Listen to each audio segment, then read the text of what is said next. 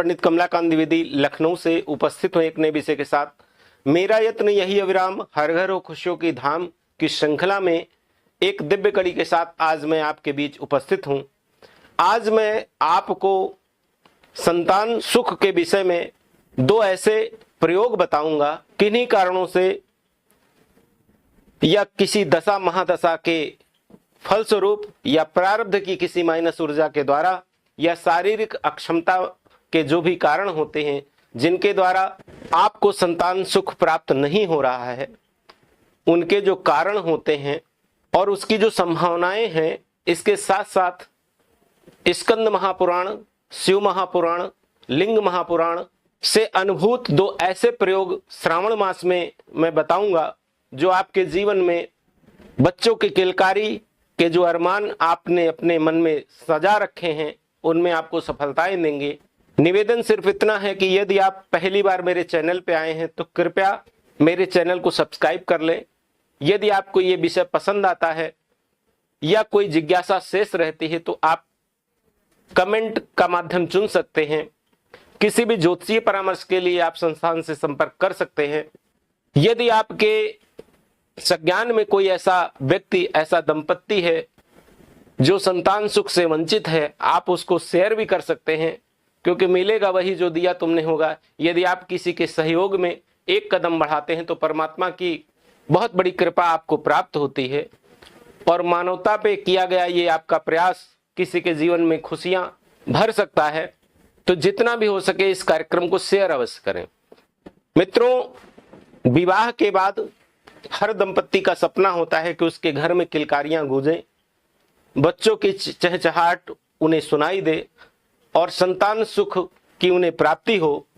यदि समय से बच्चों का गर्भाधान नहीं होता है, यदि बच्चों से संबंधित किसी तरह की विषमताएं होती हैं और अनेक प्रयास के बाद भी उन्हें संतान की प्राप्ति नहीं होती है, तो इसमें जो ज्योतिषी कारण बनते हैं, यदि ठीक से दंपत्ति का मेलापक न किया जाए, कुंडली मिलान न किया जाए, या प्रारब्ध की कोई माइनस ऊर्जाएं उनके साथ सहायक हों, या घर की कुल देवी का रुष्ट होना, अथवा कुंडली में पंचम भाव पे गलत ग्रहों का जो प्रभाव होता है वो, या पंचमेश का अस्तगत होना, या पंचमेश का संबंध 6, 8, 12 से होना, अथवा गुरु की स्थिति इसमें कारक और कारण होती है।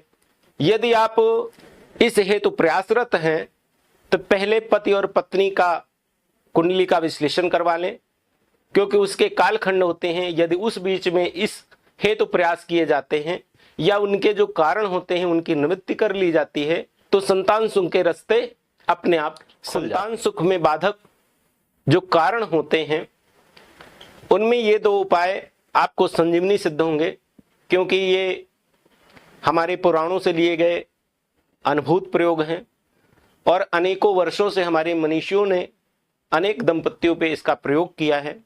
यदि आप श्रद्धा और विश्वास से इन दोनों उपायों को अपने जीवन में अपनाते हैं तो इसके चमत्कारिक लाभ आपको दिखेंगे। उसमें संतान के अवरोध में चाहे पितरों की माइनस ऊर्जा हो, ग्रहों का कोई रोल बन रहा हो, अथवा कुल देवी रुष्ट होने का जो भी संबंध बनता है, इस प्रायश्चित से आपके जीवन में संतान सुख के मार्ग को खोल देगा। क्योंकि देवादिदेव महादेव सकल मंगल में टनहारी हैं और श्रावण मास में ये दो उपाय यदि आप विश्वास के साथ यदि अपने जीवन में अपनाते हैं तो इसके सुखद परिणाम भी आपको प्राप्त होंगे। ये उपाय जितने सहज हैं उतने ही चमत्कारिक हैं और संतान सुख में बाधक जितनी भी गतिविधियां आप अवरोध कर रही हैं वो सब निर्मूल होंगी और संतान सुख के जो भी मार्ग हैं आपके खुल जाएंगे। मित्रों, इस वर्ष 14 जुलाई से श्रावण मास का शुभारंभ हो रहा है। आप इसे इस दिन से भी शुरुआत कर सकते हैं। इसके अलावा माघ महीना और कार्तिक महीने में भी इसका आप शुरुआत कर सकते हैं, क्योंकि श्रावण मास में बारिश का मौसम बढ़िया होता है और ये जो उपाय हैं उनमें सहयोगी होते हैं। इसलिए यदि श्रावण मास में करते हैं, क्योंकि सकल मंगल में टनहारी देवादिदेव महादेव का काल होता है और जितनी भी विषमता है अकेले देवादिदेव महादेव हरने की शक्ति, सामर्थ्य और क्षमता रखते हैं। तो इस समय यदि आप पूरी श्रद्धा विश्वास से इसको अपनाते हैं तो इसके बहुत अच्छे परिणाम आपको प्राप्त हो सकते हैं।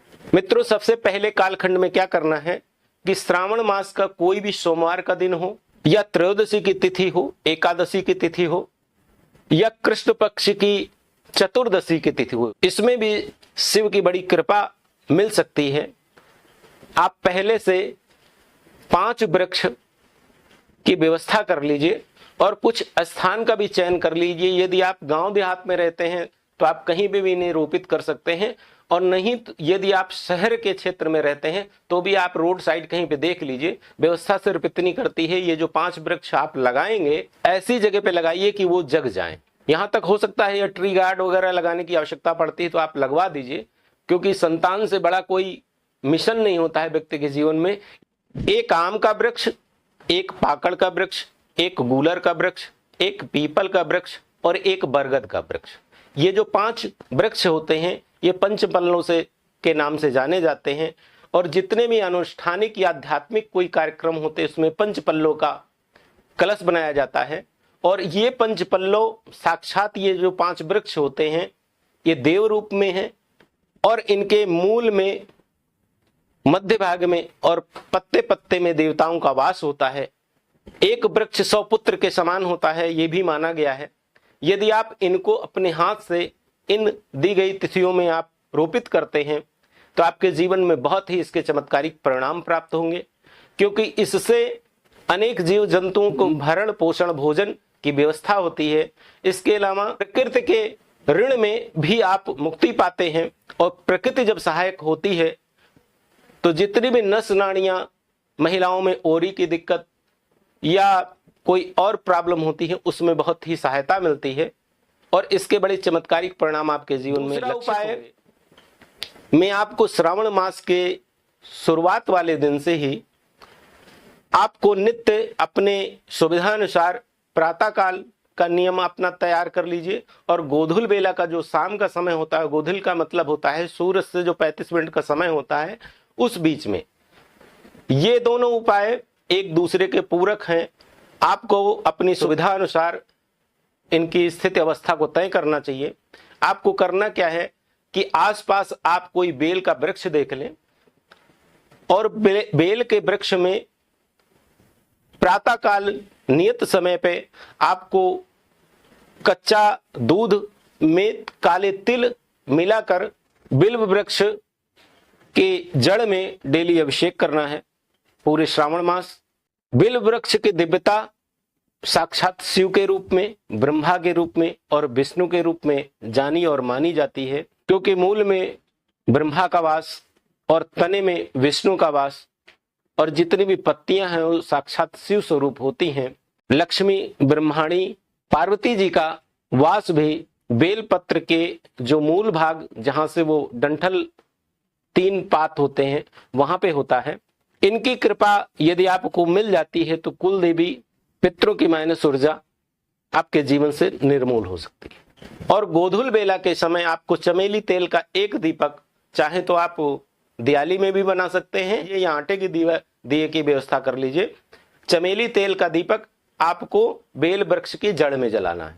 आप दोनों कार्यक्रम का समय नियत रखें। मित्रों, मैं आप से वादा करता हूं यदि श्रद्धा और विश्वास सहित आप इस निवृत्ति हेतु यदि आप दोनों प्रयोग का, ये 5 पल्लों का प्रयोग और ये बेल वृक्ष का जो प्रयोग है, यदि आप अपने जीवन में अपनाते हैं तो देवादिदेव महादेव की कृपा से प्रारब्ध की जितनी भी माइनस ऊर्जाएं हैं वो, या कुल देवी की जो रुष्ट होने की जो व्यवस्था बनती है वो, या पितरों की माइनस ऊर्जा भी आपके वंश वृद्धि में जो अवरोध कर रही है उससे आप निवृत्त होंगे और आपके घर किलकारी अवश्य गूंजेगी।